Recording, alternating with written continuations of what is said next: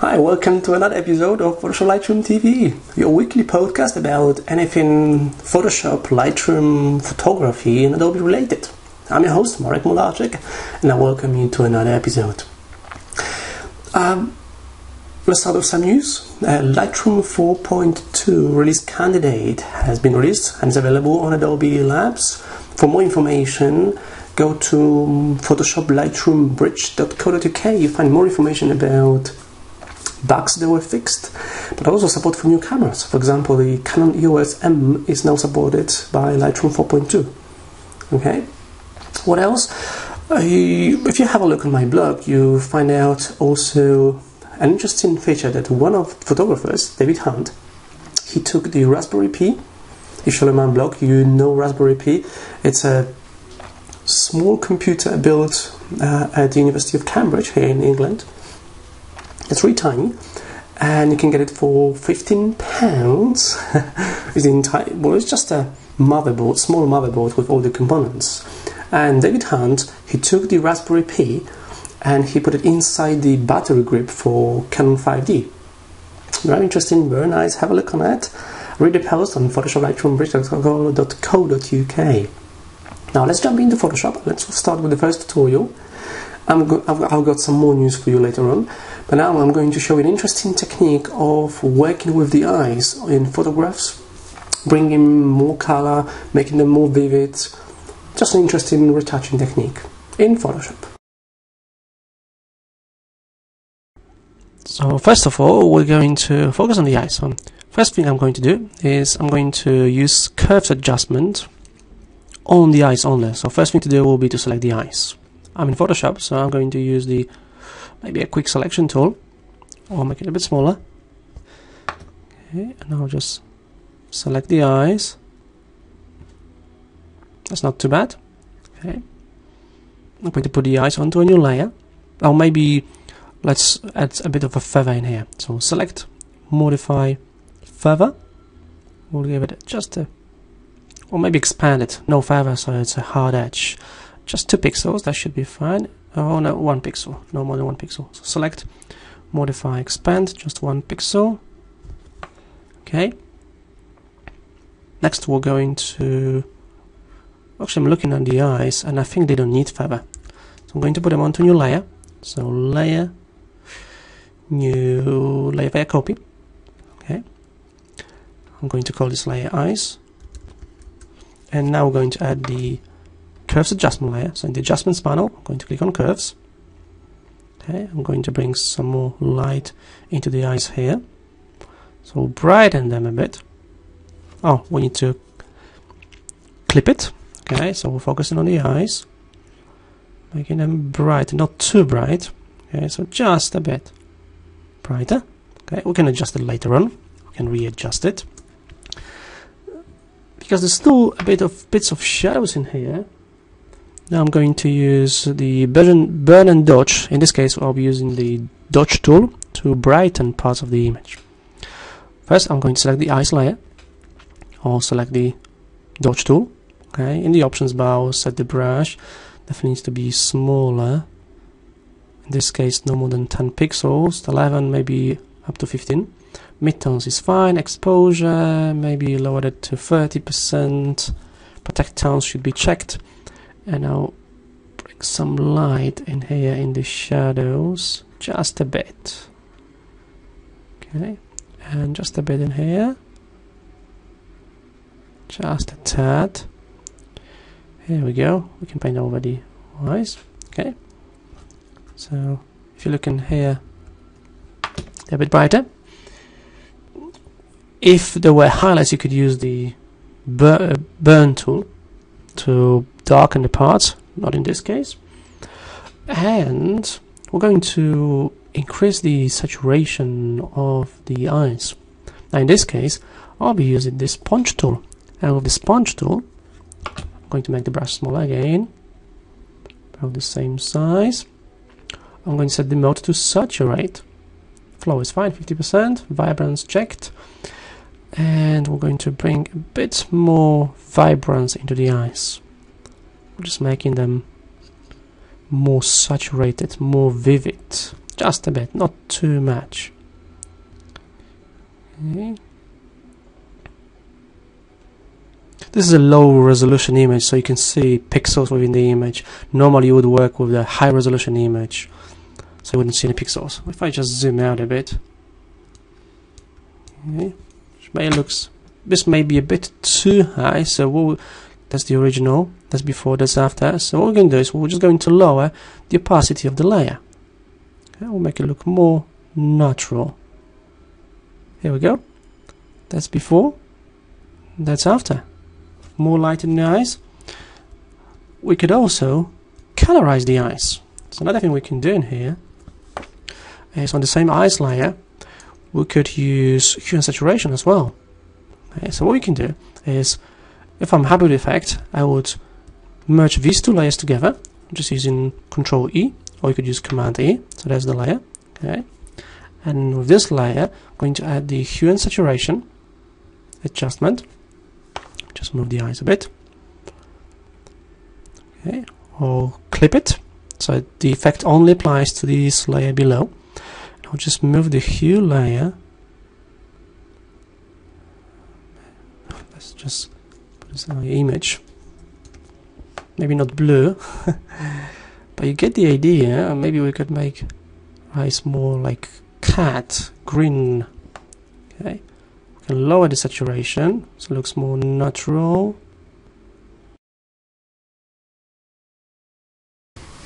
Welcome back. I hope you enjoyed this tutorial in Photoshop. I've got another one for you in Lightroom. But just before we jump into Lightroom, I mentioned my book last week. So remember, my brand new book is out, Unleash the Power of Adobe Dreamweaver CS6, step-by-step guide of building websites with Dreamweaver. It also includes an extra chapter on CSS3 that's become, well, it's not a standard yet, but we started using it already. Okay. Now it's available in all bookstores worldwide, Amazon, Barnes & Noble, Waterstones, every major bookstore. Anyway, so you can get a paperback. You can remember, you can also get a PDF or an ebook. You can get straight from my website, saitraining.co.uk. The link will appear somewhere here at the bottom of the screen. Now we're going to jump into Lightroom tutorial, and after that I'm going to have a photography tip for you. Okay, tip of the week. Let's jump into Lightroom first. I'm going to show you a similar effect, bringing more details in eyes, but this time using Lightroom instead of Photoshop. I'm going to jump into Develop module. Okay, I'm going to open this image in Develop module. We're going to focus on the eyes. So we'll be doing our work on the eyes. We're going to make them brighter and more colorful as well. Okay, the image opened in Develop module. I'm just going to zoom in. Okay, so I'm on a 100% view.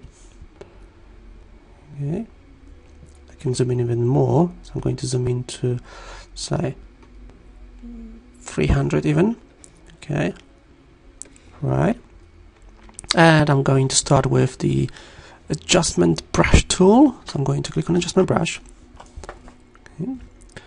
And I'm going to, well, we can play with all these settings in here. So for now, I'm just going to maybe increase the clarity a bit, so we can see what's happening here, and increase the saturation. I'm going to leave the exposure around 0 for now. Now for the brush, in the brush section here, for the size, I'm going to make it quite small. I'll set the feather to 0, so there'll be no feather around the brush. Also the auto mask, I'll check it, so Lightroom will detect the edges around here. That will be great. So for the size, maybe even smaller, maybe even less than 10 pixels, quite small. Okay, and I'll start painting here. Okay, just a bit for now. Here we go, over the entire eye. Here we go. Not releasing the mouse button. Actually using a Wacom tablet, but if you use the mouse, don't release the mouse button, just keep painting around the eye. Okay, and then we'll release the mouse button. Now we're going to have a look. We're going to play with settings, so with the clarity, it's going to increase it just a bit, more saturation, probably even more. Now let's zoom out a bit. Let's go to 200%. Okay, here we go. That's our before and after. So far so good. Let's bring a bit more contrast. Let's bring more light. Let's overexpose it a bit, just a tad. Maybe a bit less contrast, more saturation. Okay, now the same settings I'm going to paint on the other eye. So I'm going to zoom in back to 300%. Okay, I'll press and hold the space bar to access the hand tool, and I'll move the cursor here. And I'm going to start painting on this eye. Maybe I'll make my brush just a tad smaller. Okay, and I'll start painting. We'll zoomed in very, very close, so don't worry about that. Okay, and I'm not too precise. Normally I would spend a bit more time on that and be more precise working on that. Going to zoom out to 100%.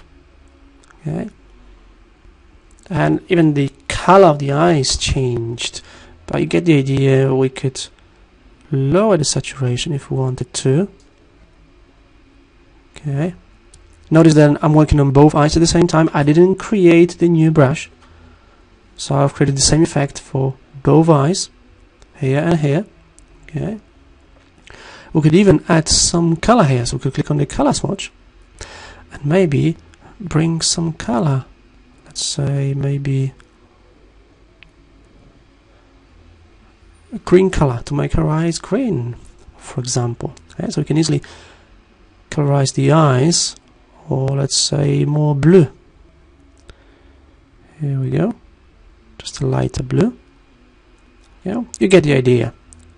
Okay, I'm just going to cancel it.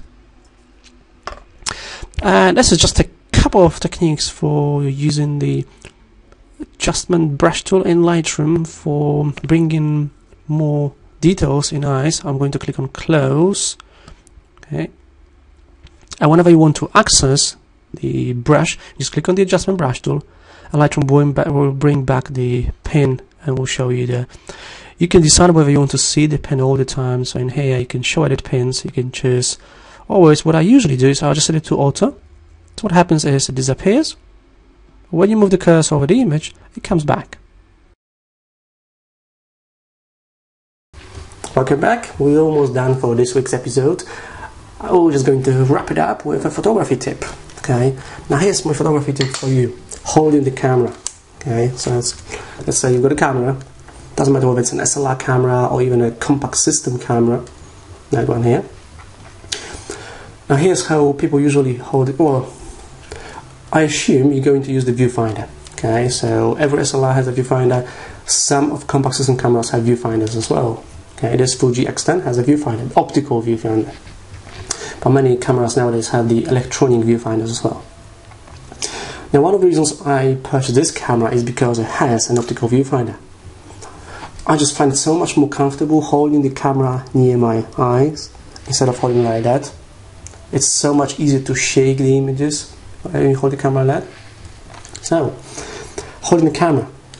Okay, because what I often say is even when people use SLR cameras, they hold the cameras like that and then you work on the lens like that. No, don't do that. First of all, support your camera with the left hand, or the right hand if you're left-handed. So support the camera like that.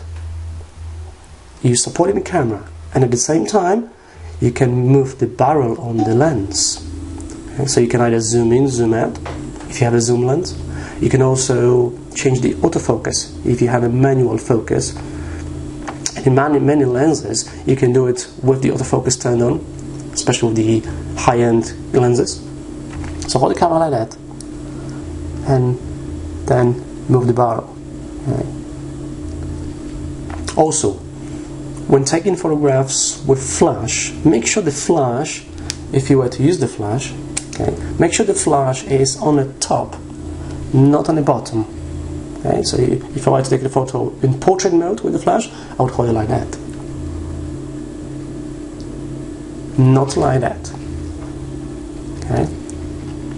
You want the flash above the camera, always above the camera, so either like that or like that. Okay, this is just a quick tip of the week for you, quick tip, photography tip for you. Thank you for watching. Marek Mularczyk from SAItraining.co.uk and from Photoshop Lightroom Bridge.co.uk, and I hope to see you in the next episode of Photoshop Lightroom TV. Thank you for watching. I hope you enjoyed it. Bye bye.